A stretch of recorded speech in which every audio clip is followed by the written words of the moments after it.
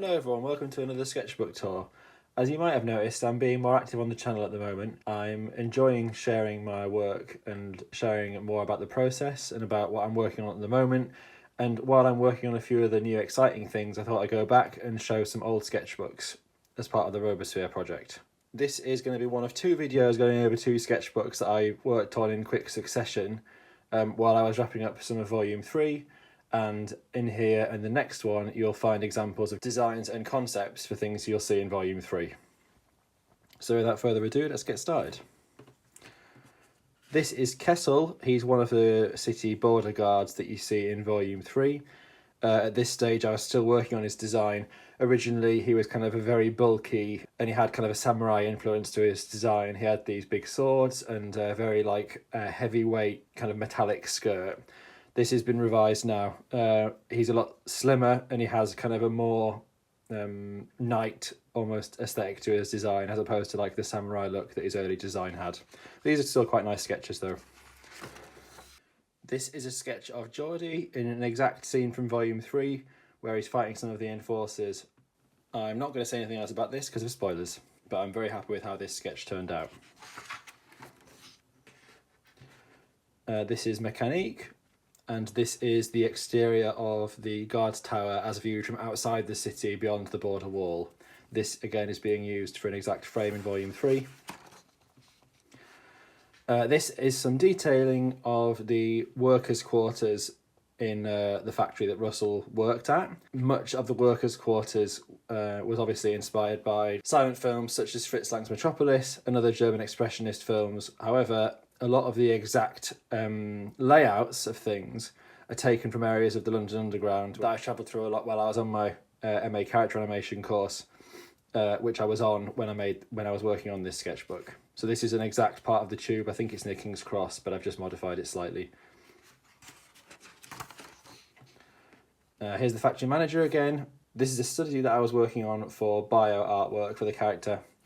This is a slimline factory enforcer. So this hasn't appeared in the comic Robosphere, but it is used in the scripts I've made for several sort of spin-offs or pilot shorts. And it's basically designed as an enforcer that would be, rather than be one that works in the factories, it would be one that is a domestic one. So you have it in your home to help out with chores and looking after various menial tasks around the home. So it's designed to be able to fit through doors. This is Geordie's hut. These are some designs for his hut on top of the dome. I wanted to give it like a kind of jungle-esque vibe, but also have the technological hints in there as well. Neither of these are final, but these are just like concept designs. Here's Geordie here. These are sketches that were practice versions of drawings for frames in the actual Volume 3, but they've not been used. Here are some enforcers from Volume 3 and some details of the sides of the head and things. This is a really nice one, and I think it was used for artwork in Volume 3. This is another kind of factory robot, which appears in my outline for a Volume 5. It's a long way off yet, but if you followed my work for a while, you'll know that I've had characters previously that look a bit like this. In fact, it was one of the last characters that was designed for the Gang comics. But obviously I stopped making those in 2021, so that version of the character was never used, but it might be repurposed for Robosphere. This is just a rough sketch of how the workers come down from lifts, and then they go into their quarters by separating. This is a Strider, again, concept sketching for Volume 3, and I think these frames might have been used. This is it turning its head around quickly, having noticed something, and this is a sketch of them in their sleeping position. This is an ape called Arizona, who is a side character in Volume 3. These are some really rough sketches of the character early in development, and they've not been used for anything beyond this. I can't talk about this character. If you've watched things that I've released on Instagram and on YouTube, you'll have seen this character appear briefly, but I can't say anything else about him for now. Here are some more sketches. This is Geordie here and Anton here. An early sketch of the inside of his arm and some head studies for the other guards. Geordie again here this is him kind of repairing his arm. He's holding onto some bandages with one hand and tying it around his broken arm with the other. I really like this, but I'm not sure if it'll end up in volume 3 or not due to space. Here are some concepts for posters for Machine Vita, the corporation that Russell works for. Just some notes on like the hierarchy and this slogan here. It might have been a few years ago now. I made a promo for volume 2, which had like a synthetic voice reciting this phrase with like an animation of the head moving around.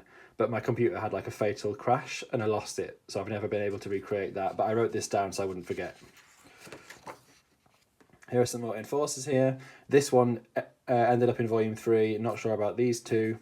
And this is like a concept poster for the idea that people are so busy in the future with work or whatever that they entrust AI to look after their babies, which seemed like a bit of a faraway idea at the time, but that was before AI started to sweep across the world. So yeah, fun. Here's some more here. This is the domestic enforcer. Who wouldn't trust that to look after their child? And then the factory manager here and another enforcer there. There's a lot of drawings of enforcers and the guards in this because those are the scenes that I was working on at the time when I was working through this sketchbook. Okay, here are some sketches of Anton. This is a scene from volume 3. Won't say any more about that for now. And this is the same scene from just some different angles here. These ones were used for the actual finished artwork, and I really like these. It's nice to draw Anton doing something other than just posing with his weapons, which he doesn't seem to do much else. But these were a lot of fun to draw. This is a map of the Machine Vita factory. Very rough, just a rough idea of where things are located for me, really. Some more studies of Geordie here. This is when I was really starting to get into the idea of really trying to capture like the ape movement in his posing. So even though he's kind of big and bulky, he needs to look kind of like light and kind of speedy when he's moving around, because obviously as he's swinging through the vines and things, he needs to be very quick. So yeah, these are just some studies for that, some expressions and things. Here are some more for Geordie and Anton. There's some really nice poses here, but his proportions are a bit wrong. These from Anton are a bit more successful. I particularly really like this one, and this was used for promotional artwork, which has been released since.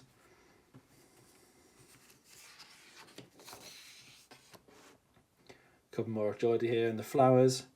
I remember battling for a while with what kinds of flowers, trees and like foliage should be in the green zone, which appears in volume 3. And I eventually decided to settle on a specific look, but I wanted to keep a few of the alien looking flowers and things, and we've been seeing these since volume 1, but it's nice to kind of give them a bit more of the spotlight as part of the green zone in volume 3.